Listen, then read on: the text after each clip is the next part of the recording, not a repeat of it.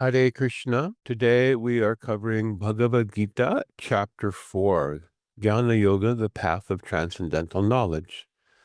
Om Jnana-timidandhasya Jnananjana Shalakaya Chakshulunmilitam Nena Tasmai Shri Guruve Namaha. So, Chapter 4 describes Jnana Yoga, the path of transcendental knowledge. It is a very important and pivotal chapter. Now, in the first chapter, we saw the armies on the battlefield. We set the stage. In the second chapter, Krishna has described Sankhya Yoga, the nature of the Atma or self. In the third chapter, Sri Krishna has described Nishkama Karma Yoga, how to do work as a sacrifice. And now in the fourth chapter, Gyan or knowledge is described. So this is a very important chapter, and there are a lot of very fundamental and pivotal truths. So the first thing that Krishna describes, this knowledge is eternal. It has always been existing. But originally, I spoke it to Vivaswan, the sun god. And then Krishna describes it has thus been received by parampara, evam parampara. So it is something that is bona fide. It's said that there are three sources of understanding, and it's not YouTube, Facebook, and Instagram. They are Shruti Prastan, or hearing from authorities.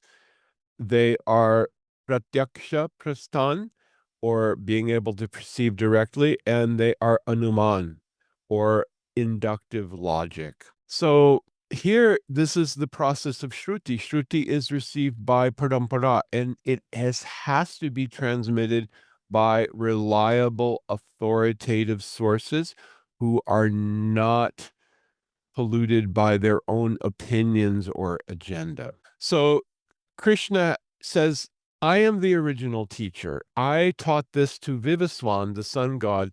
Vivaswan taught it to Manu, the father of mankind, and Manu taught to his son Ikshvaku. But over time, it has become lost. And now I am speaking this to you again. So why is Krishna speaking this to Arjun? Okay. Now, Krishna says, you are my devotee and you are my friend, so you can understand this mystery. This is a very important point because there is an ascending process. And this is really what we're very familiar with from the Western background. We think of everything as I can collect building blocks and I can put those together and I can build a ladder and I can reach a height of understanding to get the big picture. And this actually works for many things, for understanding computers and nuclear power and so many things, economics. But for understanding spiritual topics, this type of ascending process does not really work. We need to follow the descending process, avarohapanta.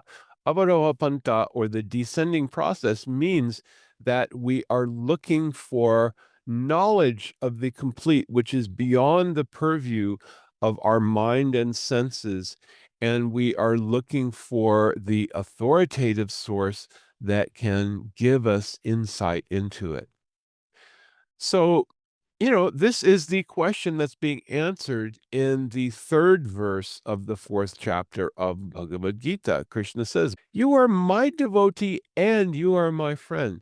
Arjuna was a great devotee of Krishna. Krishna was his heart and soul. He didn't even think of Krishna as Bhagavan, as the supreme personality of Godhead. Krishna was his dear friend. Krishna was his advisor. Krishna was his everything, his heart and soul. And this is really the definition of a devotee. Arjuna loved Krishna without reservation. So there has to be a sense of relationship with the divine to access transcendental knowledge.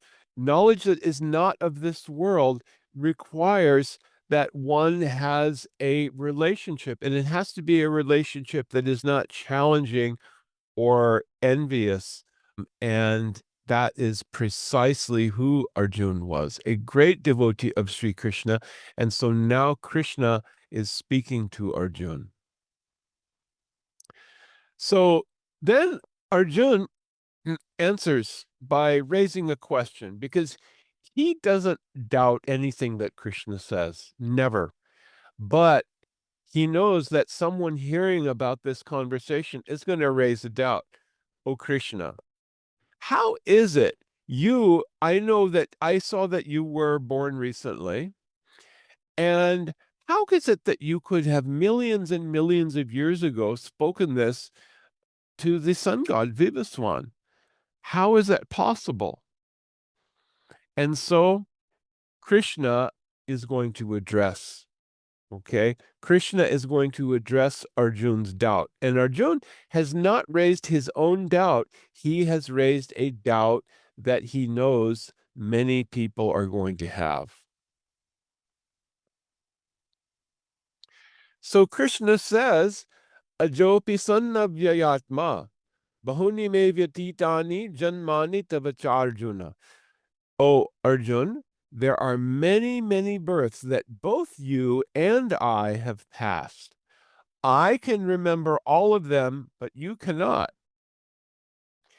And Ajopi san avyayatma bhutanam ishvaropi san prakritim swam adhishtaya sambhavami atma mayaya. They are in this world. Everyone is being forced to take birth according to our past activities.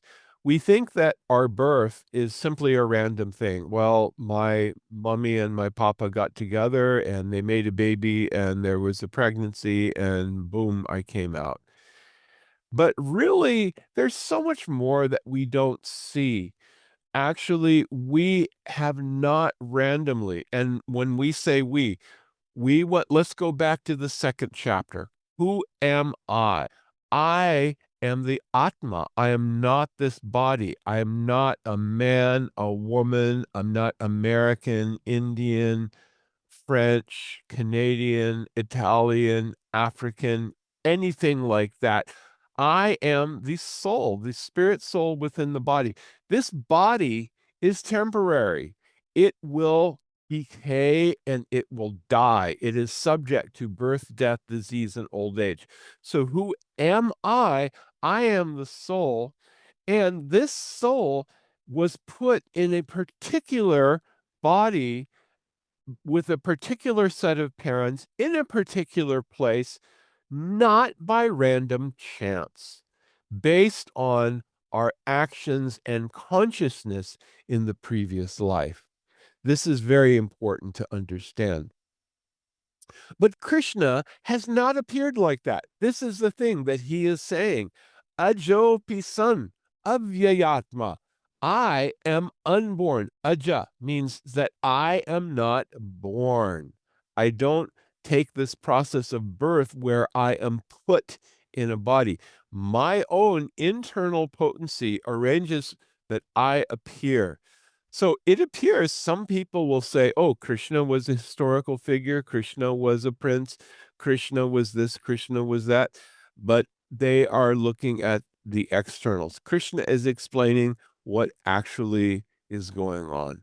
I am eternal. My self is imperishable. So Krishna is not forced to take a material body. Krishna appears in his original transcendental form, Satchid Ananda Vigraha. But from external appearances, Krishna appears to be like someone else who has been born in this world. There's a logic that is given. It is the logic of the moon and the fish. So the fish are swimming around in the ocean, blub, blub, blub, blub, blub, blub, blub, and they look up and they see this big shining thing above them in the water, and it is the moon. The moon is so far away from the earth, so high in the sky, and so big, but they think, oh, look at that very big glowing fish. Blub, blub, blub, blub, blub. That's a really big glowing fish. blub, blub, blub, blub, blub, but the fish have no idea. This is the logic of the fish and the moon. So the conditioned souls in this world, if they see Krishna, they think, oh, he is just another fish like us. But no, he is not. He is so far. He is from another plane altogether. So this is the difference between the jivas. The jivas, or living entities, are forced to take birth according to their karma, according to their action. And it's an eternal cycle. I take birth and I am a baby, and then I grow up, and then I do work, I do actions, and my actions are building the blueprint for what will my next birth be. What will my actions, what will my consciousness be, is going to determine what will my next life be. But Krishna has appeared by his internal potency, and he has come. Why? This is the next question that comes up. Yada yada hi dharmasya glanir bhavati bharata. There is sometimes a decline in righteousness, a decline in religious practice, and a predominant rise of irreligion. Irreligion is characterized by untruth, uncleanliness, violence to others, and lack of austerity. These are all hallmarks of this age. We live in an age right now which is so clouded with untruth. Nobody knows what is up and down. And we have to be able to hold on to truth, but it is very difficult. So Krishna says that when such a condition has happened, and this was also the condition 5,000 years ago, and then Krishna says also, Paritranaya sadhunam vinashaya cha dushkritam dharma samstapanartaya sambhavami yuge yuge. I appear myself periodically to deliver the sadhus, to deliver the righteous, the devotees, and to annihilate miscreants. So many miscreants were present on the battlefield of Kurukshetra. Who is a miscreant? The miscreant is that person who is seeking to enjoy and control nature, and so will cause suffering to others and will disrupt the order of religious practice. And then dharma samsthapanartaya, to reestablish the principles of religion. Now, we sometimes use religion as a translation for dharma, but really dharma means that which is intrinsic, that which is built in, that which is our very nature. And the dharma of the Atma is to love and be loved. This is the most fundamental thing. So when people, and this is yet another aspect of this world, people say, oh, I'm very religious. I shall smite, I hate, and I will not tolerate, and we will fight because we are self righteous and we think we know better and we hate those who don't follow. That is not religion, that is irreligion. True religion means that there is love, there is compassion, and there is also awareness. There is truth. That doesn't mean that we just accept everything, anything, and everything. Oh, it's okay, everything. No, but we don't hate and we don't have a lack of compassion. We see that there's suffering of others, and we should feel some compassion because we should feel love, but for the Atma, not for the body. The body is going to suffer, but when the body suffers, Atma suffers, so we feel compassion. So true religion comes from the Atma. It means that the Atma is expressing its eternal, joyful nature by having a loving and joyful connection with the supreme source of all bliss, Satchidananda Vigraha. That is Sri Krishna. He is the embodiment of eternality, knowledge, and bliss. So, this is really the meaning of Dharma. It means that which you cannot separate from the nature of the Atma. So, now Krishna also describes Janma karma chame divyam evam yo veti tattvata tyaktva deham punar janma naiti mam eti sorjuna. If one understands my appearance and actions which are divine. So, in case someone says, wait a minute, you said aja and now you're saying janma? Ha ha ha, I caught a contradiction. No, Krishna is making it very clear. Janma karma cha me divyam. These are divine. My appearance in this world, my actions are divine. And if one understands in truth means deeply understands, not simply, oh, yes, I know Krishna, I read about Krishna, and I know everything. No, it means Tatvata understands deeply in truth. Then one does not take birth again in this material world and attains my eternal abode. So it is not just by performing rituals, but actually one has to understand the true nature of reality. And how does one understand? As sages have done in the past. And those sages were surrendered, they were devotees, and they achieved perfection through a process of surrender. This is the thing that we will discuss here. Ye yata mam prapadyante tams tathaiva bhajam yaham. So as they surrender unto me, I reward them accordingly. Krishna is saying in this verse of Bhagavad Gita. So if we will surrender to that degree of surrender, Krishna will help us. Krishna will reciprocate. Krishna will reward us. Krishna is impartial. If someone wants to have blessings from devatas, from demigods, they can worship the demigods. Krishna will even give them that faith. Faith or shraddha is a gift from God that by which we can believe, by which we can do. If we waste our gift of faith by believing in political processes and other things, mundane figures and leaders, it is a waste because this will ultimately cheat us. There are, of course, different degrees of cheating, but really what will give us the true reciprocation is if I want to be with Krishna, then I won't be cheated. Krishna will never cheat us. Krishna is waiting for us to turn to him.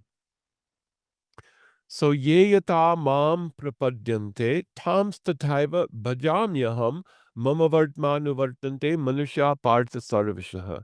Krishna is saying that actually everyone is on a path, whether they know it or not, that path leads upward. Some people are choosing not to go upward. They are choosing to go downward. Instead of moving upward and elevating their consciousness, they want to go downward to become more like pigs and dogs and foolish like animals enjoying life. We don't hate animals, but animals have only the ability to act according to their nature, to their instincts. And that's not the direction that we want to go. We want to elevate our human form. In our human form of life, we want to develop our higher consciousness and not have to take birth again in this world. Now Krishna also describes Chaturvarnyam maya srishtam gunakarma vibhagasha tasya kartaram apiman vidyakartaram avyayam. I have created a system of 4 social orders and 4 spiritual orders by which society can work. Although I have created this system, you should understand that I am not the doer. I am outside the system. So these orders, Brahman, Kshatriya, Vaishya, Shudra, these are based on guna and karma. This is a very important concept because nowadays in India, still, there are many people who say only by birth can someone be a priest or a Brahmin or a teacher. It is only by birth. This is false. According to Bhagavad Gita, this is a bogus and false idea. Krishna says, guna karma vibhagasha, by guna and by karma, by qualities and by work. So the qualities of a Brahmin are described in Bhagavad Gita. The qualities of a Kshatriya are described in Bhagavad Gita. The qualities of a Vaishya are described, and the qualities of Shudras are described in Bhagavad Gita. It's very clear. There's no room for doubt. So this is Varnashram Dharma. And Krishna is also explaining this to make it clear, because there is another point that Arjun has a particular duty as a Kshatriya. He has been given a duty as a Kshatriya to take part in something that Krishna once done. Because remember, we said, Paritranaya sadhunam vinashayat cha dushkritam. All of the dushkriti persons have been assembled here on the battlefield of Kurukshetra. And why Krishna is explaining Varnashram here? Because Arjun, as a Kshatriya, has a duty to take part in what Krishna desires, which is to annihilate miscreants. So there is also the concept of inaction in action. So one who sees inaction in action and action in inaction is intelligent. So when one acts for the satisfaction of the divine without attachment to the result, the action does not produce a karmic footprint. So there are three broad divisions. Vikarma is forbidden action, going against the direction of the Vedas. This results in bondage and suffering. Karma is to perform prescribed duties, which gives us a good reaction. By imperfections in doing karma, we get some bad reaction. By doing karma perfectly, we'll get a good reaction. We may go have elevation to the heavenly planets. The heavenly planets are described in the Vedas. It is a place where one has a very long life, where there are facilities for enjoyment, and this is very desirable. Think of it, it's like going on a all expenses paid vacation to Hawaii. And wow, oh yeah, I want to do that. Oh, you have to save up because it costs a lot of money. So that's karma. Karma is the saving up and putting coins in our karmic bank account that will take me.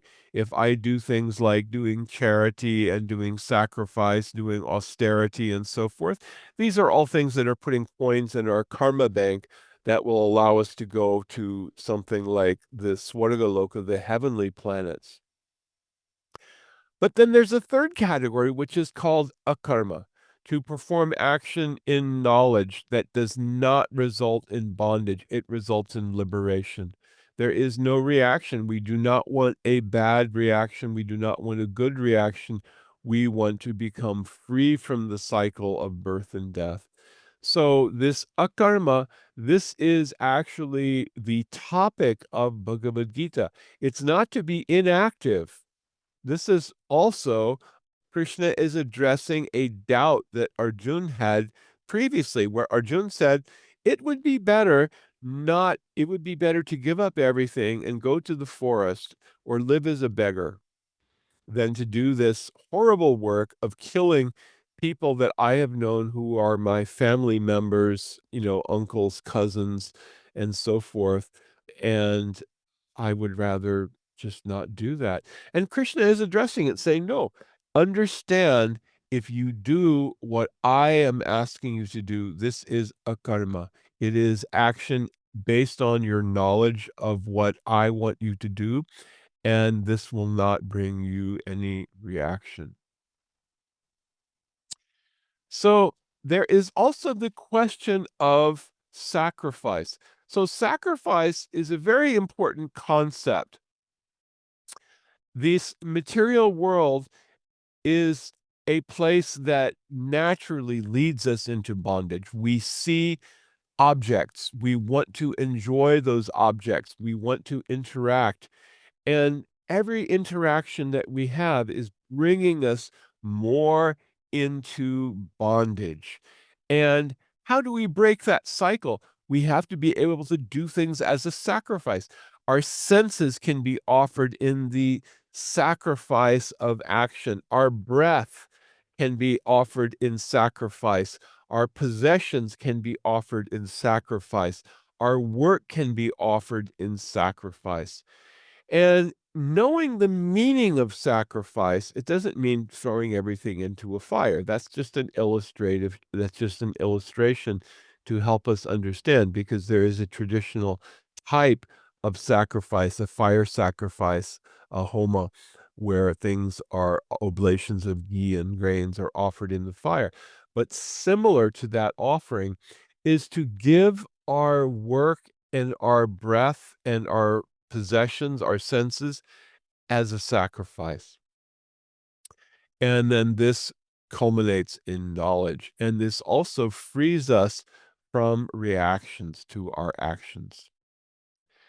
So now we come to an extremely important verse of the Gita, 434. Sevaya upadekshanti te jnanam jnaninas tattvadarshina. Knowledge is not invented. If you want to learn this, you want to have this knowledge.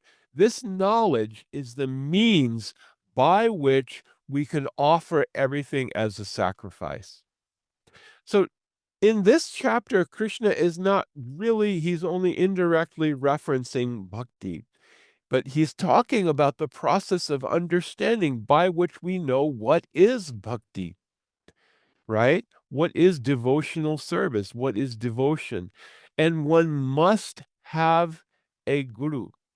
So tat vidhi pranipatena, you have to approach a guru who is tattvadarshi, who has seen the truth.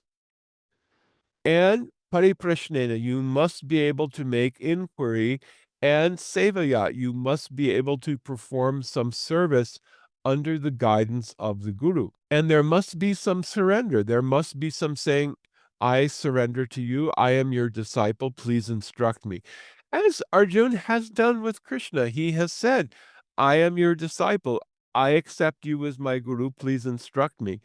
This is a very important process. Nowadays, some people imagine that I can just say someone is my guru who is not even present on this planet and say, oh, yes, this person is my guru. No, you cannot say. You can say, I accept this person as an authority. I accept this person as an acharya. I consider this person to be a great Mahajan, a great source of truth and example. But you cannot say this person is your guru, because the definition of guru means there has to be surrender, there has to be inquiry, there has to be service, and the guru must be tattvadarshi. It cannot be just another person who has an opinion. Everybody has an opinion about things. That does not make someone a guru. So there must be submission, there must be service, and there must be inquiry. And then we can say that, yes, that guru relationship is there. I cannot simply imagine, oh, I am the disciple of this guru, even though I never met him. That is not valid. So knowledge is like a fire. So Krishna has explained now Krishna has mentioned now how knowledge is received, and now what is the effect of knowledge. So, as a blazing fire turns firewood to ashes, the fire of knowledge will burn to ashes all reactions to material activities. So, no matter how big the pile of past karma, the realization of transcendental knowledge consumes it entirely. So, in case we weren't already enthusiastic, we weren't ready to take up the process of transcendental knowledge, then Krishna is explaining, if you will actually evam yoveti tattvataha, understand me in truth, take up this transcendental knowledge, it can burn to ashes even a huge heap of past karma. And knowledge is also called a sword. A sword can cut through ropes, it can cut through bondage, it can cut through vines. The sword of knowledge can cut through ignorance and doubt. And if someone is always doubting and clings to doubts, then they will not be able to find happiness. So Krishna concludes saying that, oh, Bharat, he is calling Arjun the descendant of Bharat. Bharat Maharaj, actually, there are three Bharats known in Indian history, in epics, but he is especially referring to Bharat Maharaj, who was the emperor of India and who was a great devotee of Krishna, and whose activities are described in the fifth canto of Srimad Bhagavatam. And so Krishna is telling Arjun, you be armed with yoga and take this sword of knowledge and cut through all of these doubts and stand and fight, because that is your duty. So we have described what is the path to freedom. And transcendental knowledge is not passive. It does not mean, I understand the theory of transcendental knowledge. Now I'm going to sit and think about it. No, it means that there is action one can take that will not incur reaction, but it will be acting according to duty, and there will not be any knowledge, any bondage as a result. So we will do selfless action, take the guidance of Guru, and we will become free from bondage. We will realize the eternal truth, and we will attain the divine nature. We will enter into Sri Krishna's abode and have a life of transcendental, loving service. So the jnana is compared to the fire burning karma. It is also a sword that can cut doubt. And with these understandings, one can engage in duty without bondage. Hare Krishna, Krishna Krishna, Hare Hare, Hare Rama, Rama Rama, Hare Hare. And that concludes our summary of the fourth chapter of Bhagavad Gita.